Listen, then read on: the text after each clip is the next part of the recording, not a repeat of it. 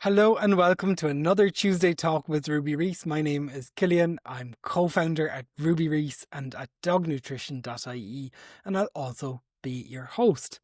This week we're talking about a really topical and seasonal topic that is Halloween. It is this really stressful time for some dogs, but it's also a really nice time for some families. So it's all about finding that balance and about managing and training for this time of year. So we're going to be speaking with an absolute legend, one that's been on this podcast before and one that we absolutely love speaking with. And that's Rob Walsh, the Irish Dogfather. And really looking forward to having that chat.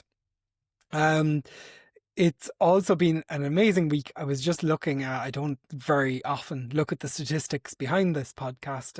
Probably should look a little bit more often. But I was absolutely flabbergasted to see that some of you are not indeed in Ireland, because we always speak to those of you listeners joining in from Ireland, but there's people joining in from like Brazil, Australia, Poland, across the European continent, but also some African countries, some Asian countries, some of the Americas, and it's just. Yeah, it's amazing to think that some of you are listening in.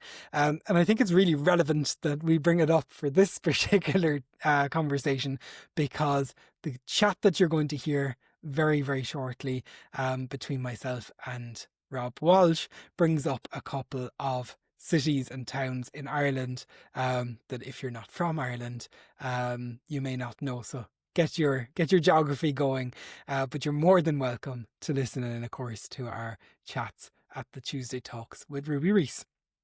So without further ado, I'm now going to let you listen in to the chat that I had with Rob. Hey Rob, welcome to the podcast, or welcome back. How are you doing? I'm very good. Thank you for having me.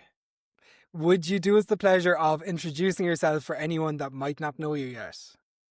Yeah, so my name is Rob Walsh, and I run a company called the Dogfather, and I've been training dogs and minding dogs for the last 13 years or so. Mhm. And yeah, started off as kind of just like, my passion, and then slowly but surely snowballed into my whole existence. So Yeah, that's where amazing. I am.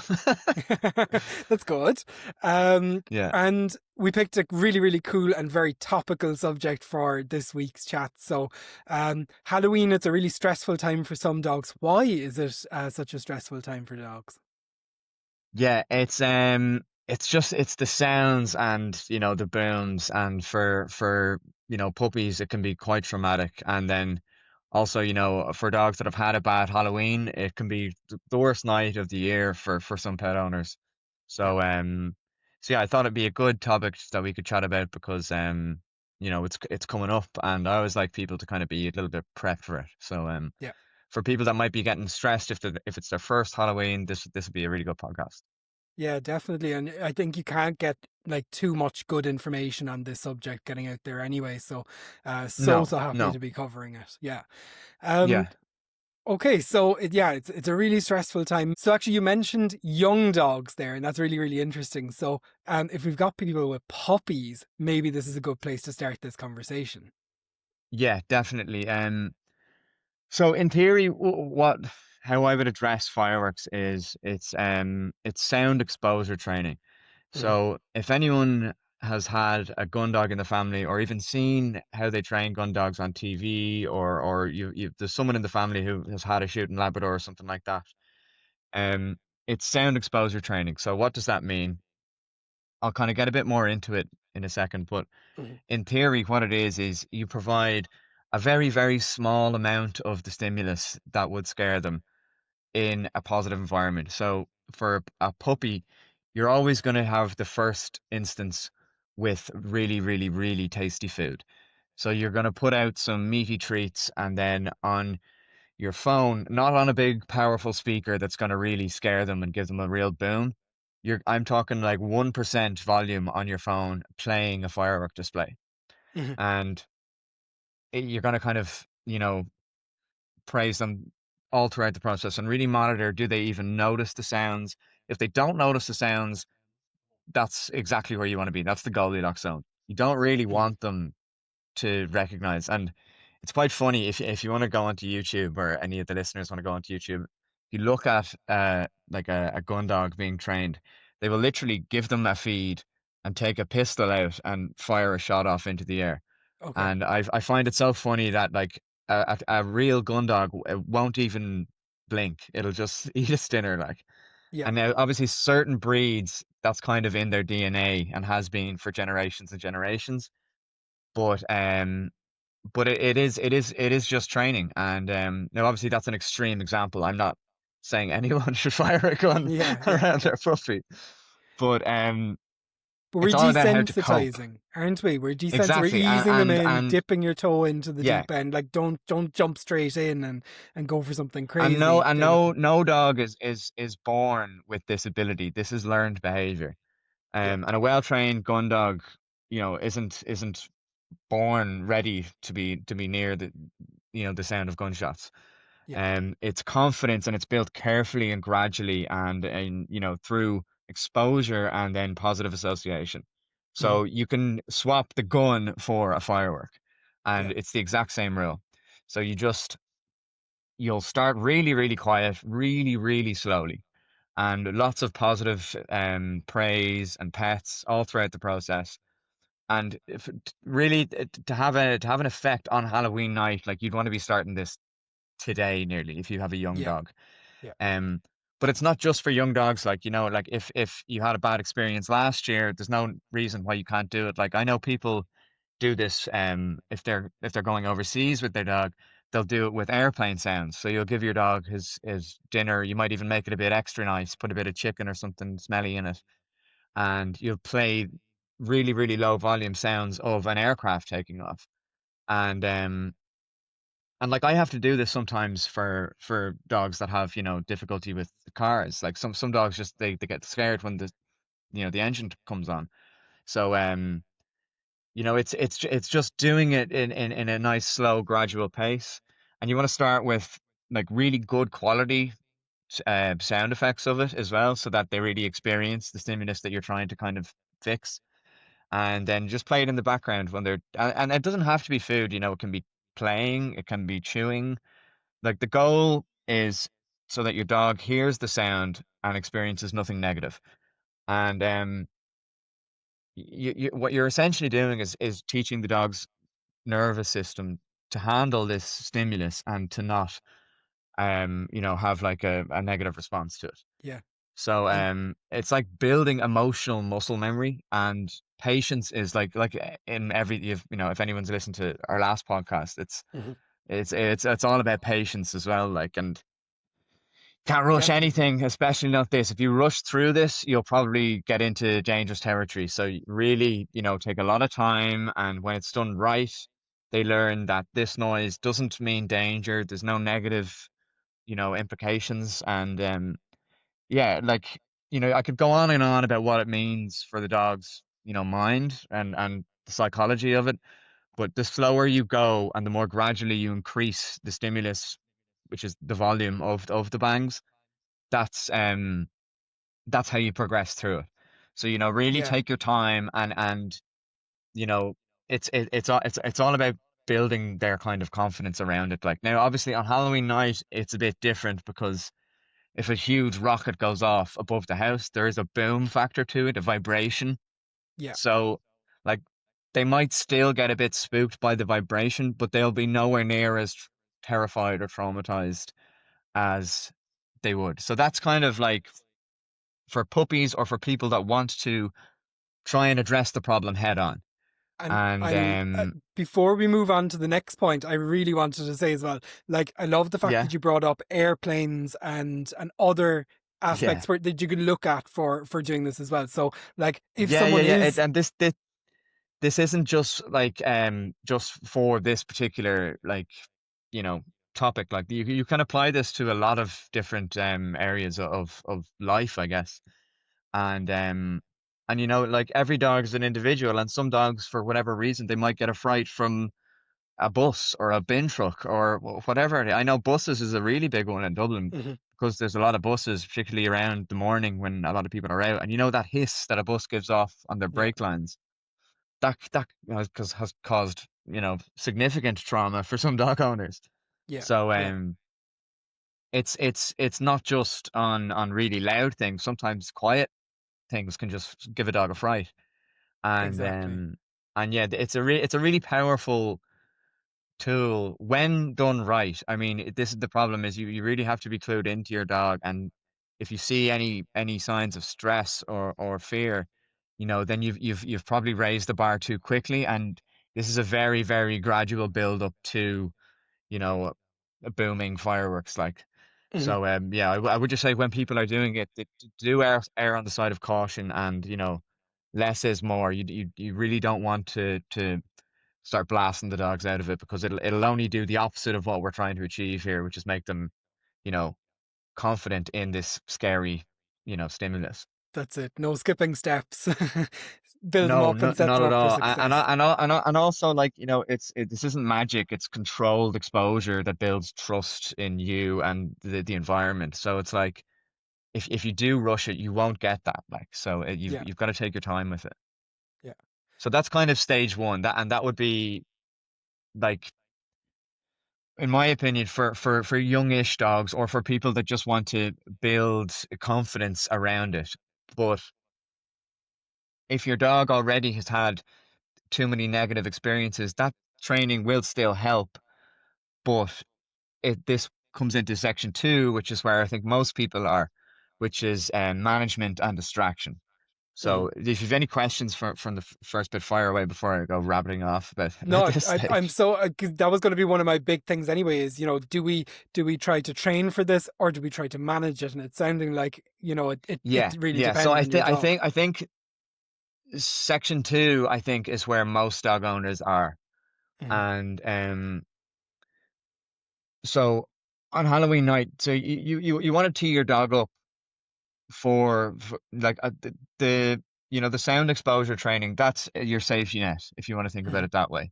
Yeah. And that's gonna minimize you know the fear factor. Yeah. But when Halloween night actually arrives, your priority then shifts from training to management.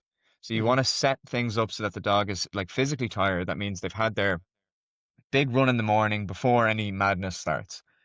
They're fed, they're comfortable, and you want all the um, you know, curtains closed.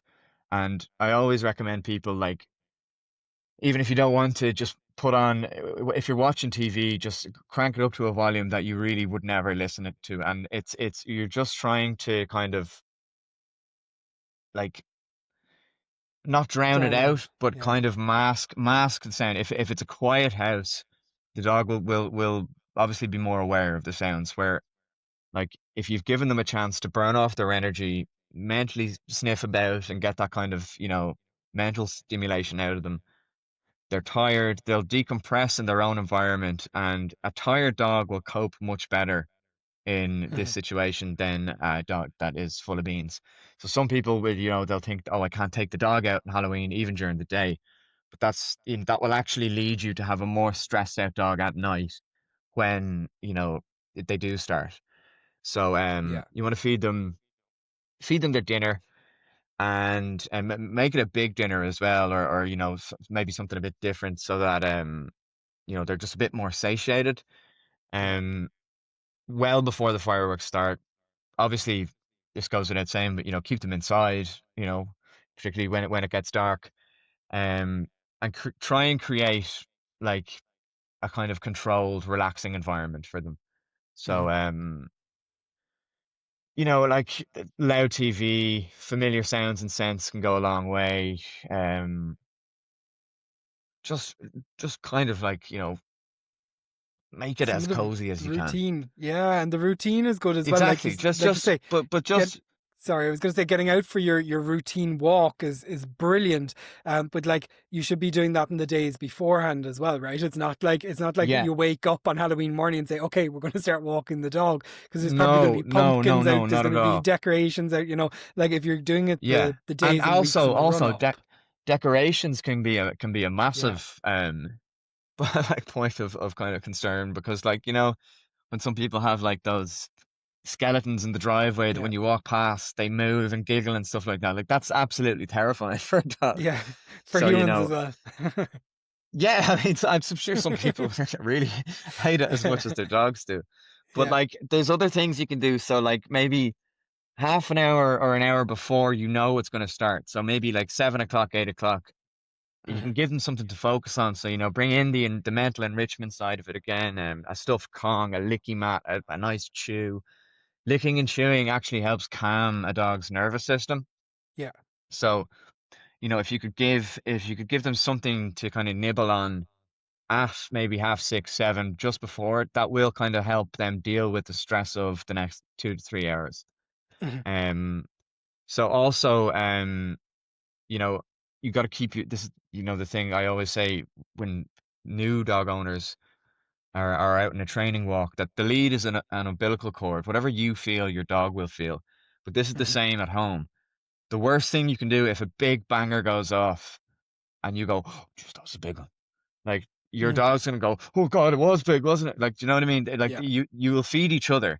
So and that kind of it sounds funny, but it really is the truth. Like, so you have to yourself be really calm and nonchalant. And if a really massive rocket goes off or a screamer, you can't really acknowledge it. Like Mhm. you don't want it to become a kind of a feeding cycle of you going, geez, that was a big one, and then they're going, oh, I know, and it will just you'll be then playing ping pong with each other and freaking out, and that's not what you want to be doing. So Definitely. so if you're calm, your dog takes that cue.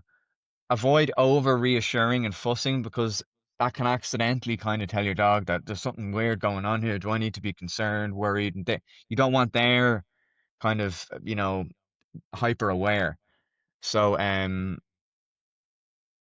it's yeah, you just got to stay grounded, talk softly to them, and act like it's just a normal night. Now I know that's really hard for some people, but this is on the management section. So this is for dogs that don't really have trauma from it.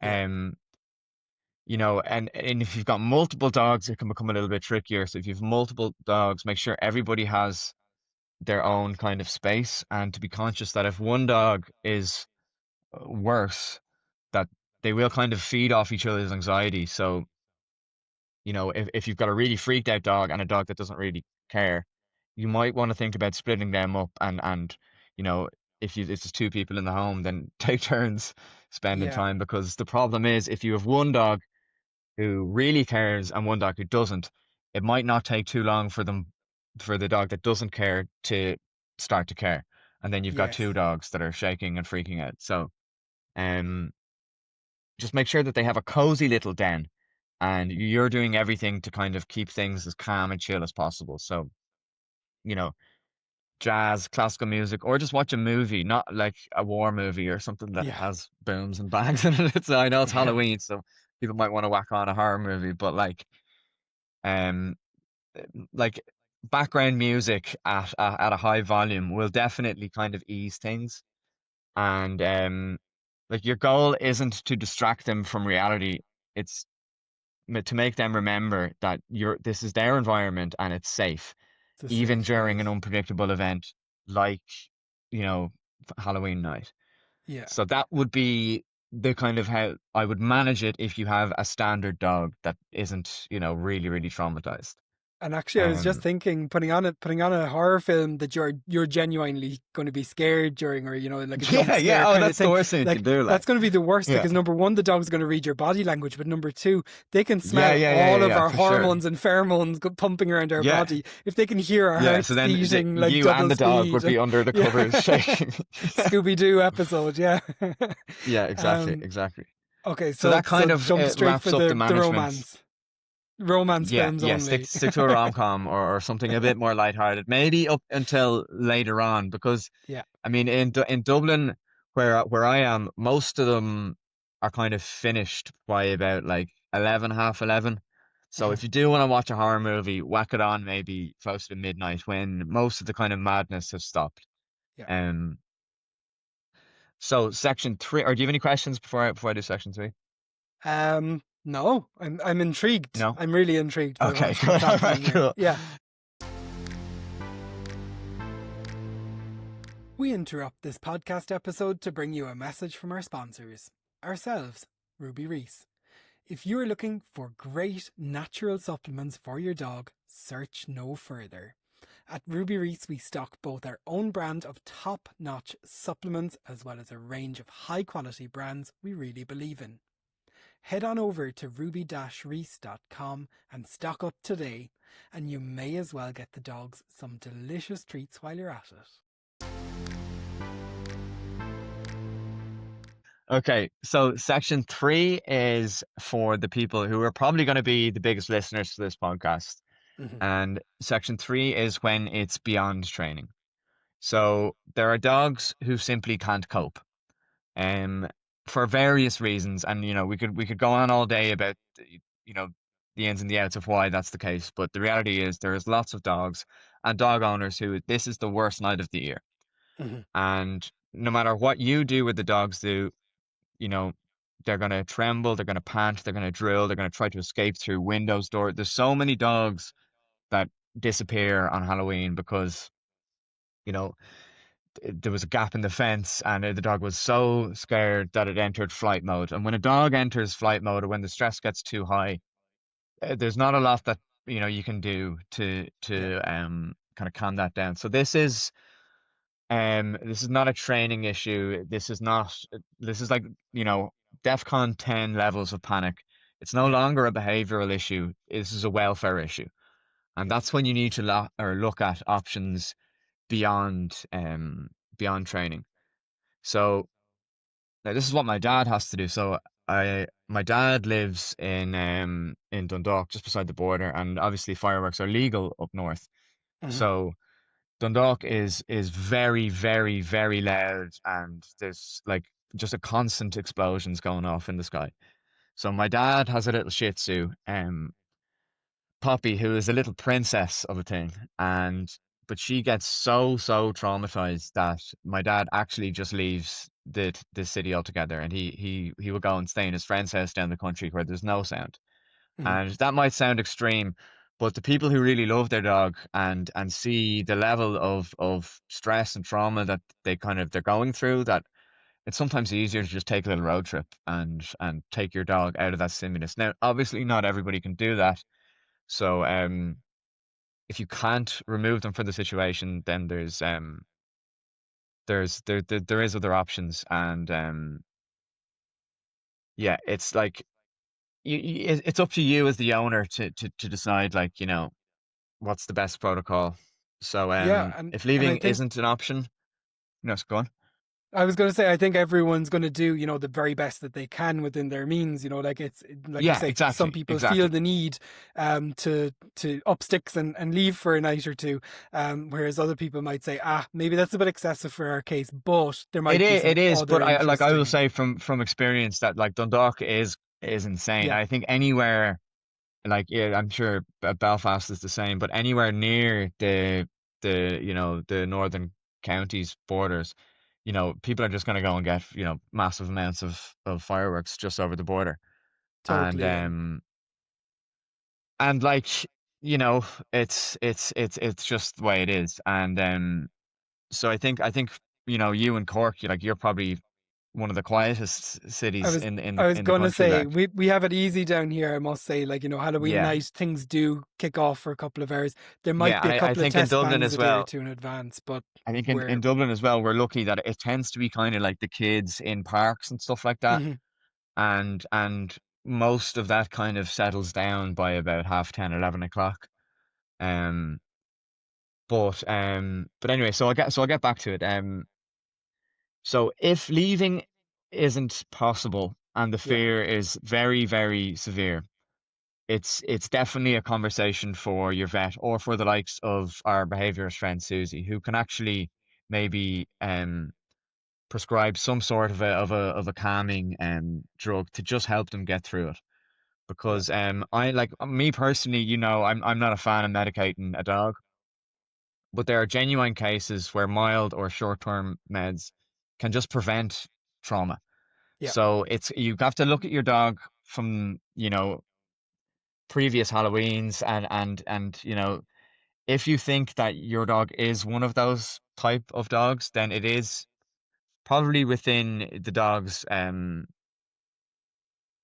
like health and safety to Hmm. to to speak to your vet or a behaviorist about it.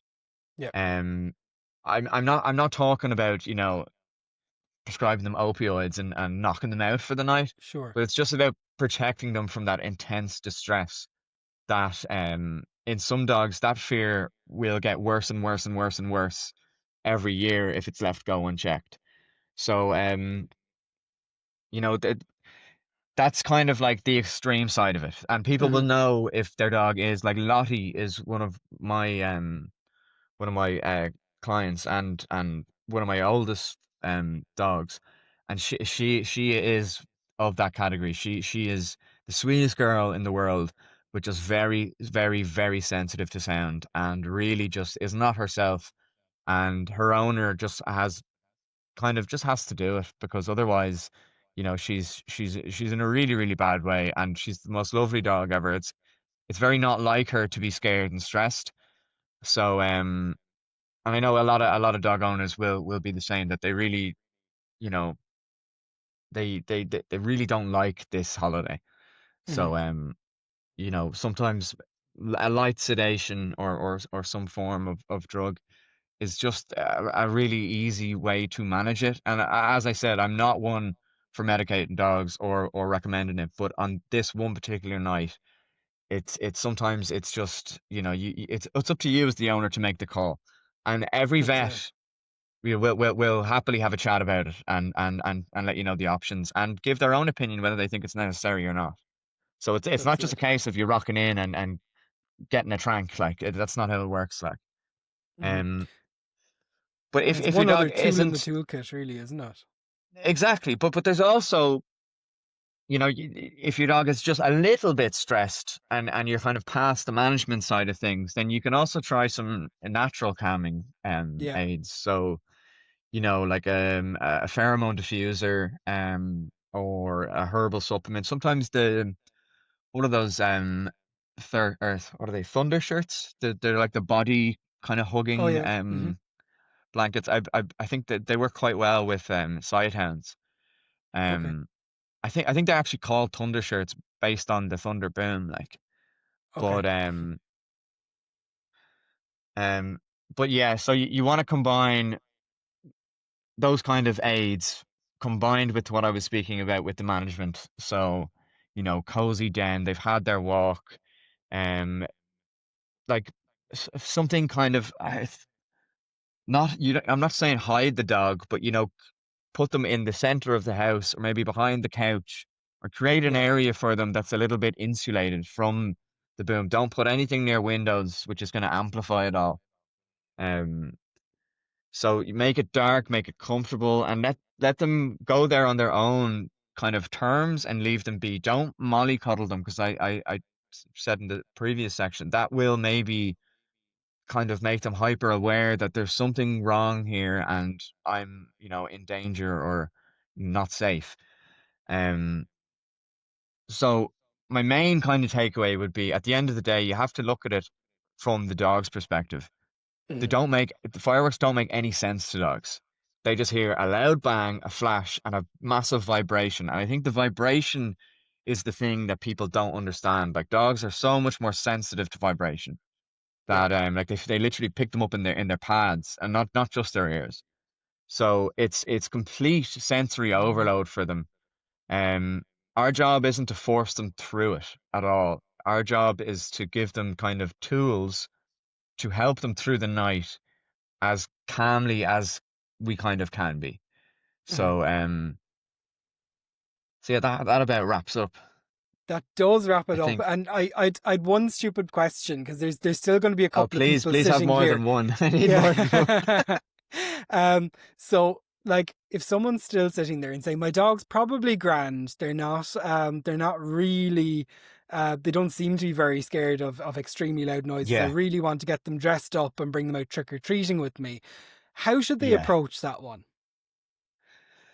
Well, I think most people will know their own dog, and Yeah. and, and know if they're like happy-go-lucky and not scared of, strange inanimate moving objects. Like the problem is that Halloween, it's in our society, it's weird. It's a weird night. Like, everyone's wearing masks and has maybe, light up like things in their hands and a bucket of sweets. And as a trainer, I would say that's a really bad idea. Yeah, But there is some dogs who don't care, who really don't care. And I know dogs that particularly like there's a couple of retrievers in my group, and I know they would not care.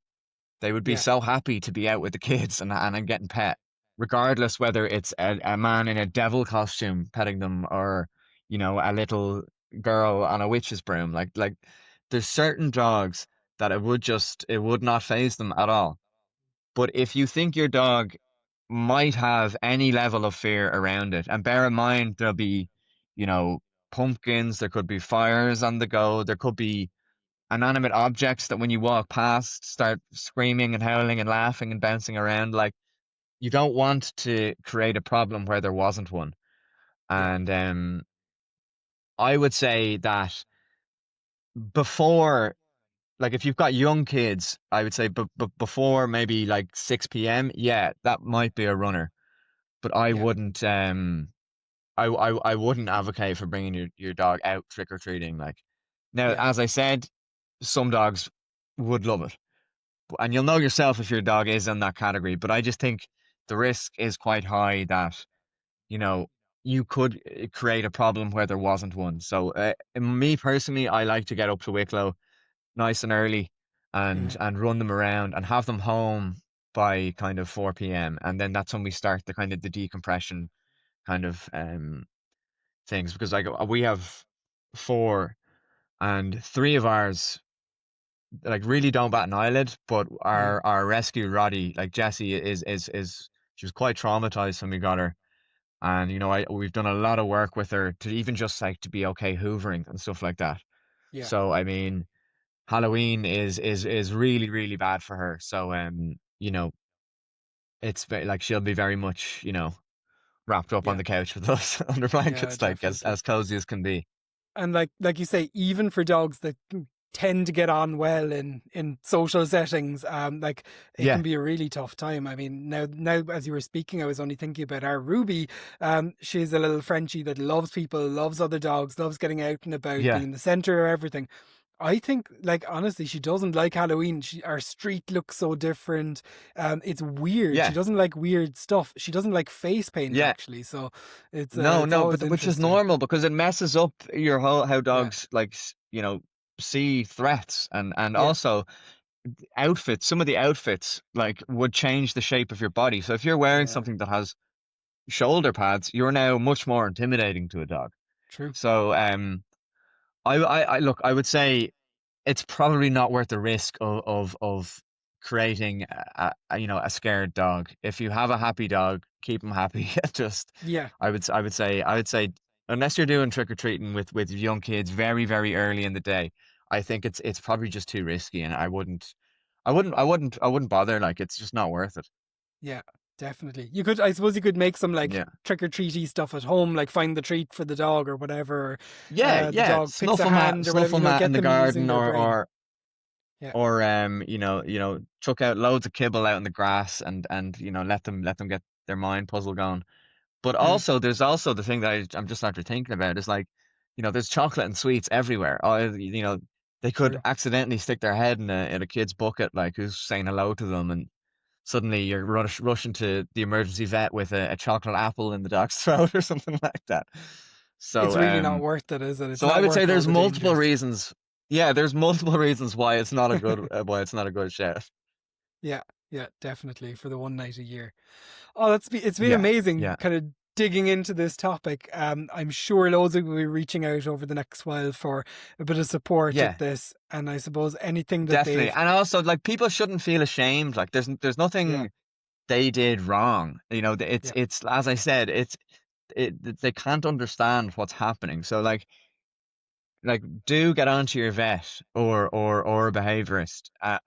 Like if you think it's gonna be a bad night. Like, don't just wing it and hope for the best. Like, do speak to your vet. Your vet will love to give you advice and guide you through it all. Yeah. And yeah, like, we're just trying to make it as comfortable and as stress free as we can, because it is, for most dog owners, it's a night of dread, and and yeah, I just thought it, like, I know it's getting close. We're what, like nearly 3 weeks away, or just Yeah. over that. But like the section one stuff, the training, if you have a young dog, that will definitely help, but you would need to do it every day. So Yeah. so if people do want to kind of tackle it head on, then that's their homework, and Yeah. very gradually increase the volume. Don't just throw them into the deep end. It'll only make an issue. Like, so And last if thing you I want to do think is create problems. that's it, and I think if you're thinking, okay, maybe I'm a little bit too late, because no doubt there'll be a couple of people that come across this on Halloween Day itself, Yeah, yeah, or yeah, Halloween Eve. Like New Year's Eve is only around the corner, and it mightn't be as dramatic where you yeah, live, but yeah. But it's also, still like, good prep. like with training, it's a load of little steps that add to a well-rounded dog. So you need to Yeah. just, like, if look, we might even have been too late putting this out, but, like, do it for next year, or do it for a holiday, if Yeah. you are thinking about. And loads of airlines are now more pet friendly. Yeah. Um, like, that sound aversion training, it can be applicable to a lot of different So many things in life. things, So like you said, even the don't buses just and think about everything. fireworks. This can be attached to loads of stuff. And if construction is another huge one, like jackhammers. Yeah. If your neighbor's getting an extension or something like that, you can use it for that too. So it's very multifaceted. So, like, just change the sound stimulus and it stays the same. But I know I'm beating the same drum now, but just very, very gradual increases. It has to be slow and consistent. If you do too quickly, you will create stress where there wasn't any. So just Yeah. everybody, just if you're going to start this, have that in mind, that, slow and steady. That's it. Set them up for success. Amazing. Exactly. Thank you so much, Rob. I really, really appreciate you coming on and sharing everything with us. Anytime, It's such an anytime. important topic. Thanks a million. Chat soon. Thanks for having me. Cheers. And once again, a huge thank you to Rob for coming on and chatting all things dog with us on the podcast. It is so appreciated. You can find Rob's social media handles and some links in our show notes. There you will also find some links to Ruby Reese pages and, of course, to dognutrition.ie. You are also a very, very valued listener. Thank you very much for listening to this episode. Please do come back and join us for another one very soon. And of course, remember to share the link to this podcast to anyone you think might gain some value from it. Thanks for listening in, and we look forward to welcoming you back very, very soon. Goodbye.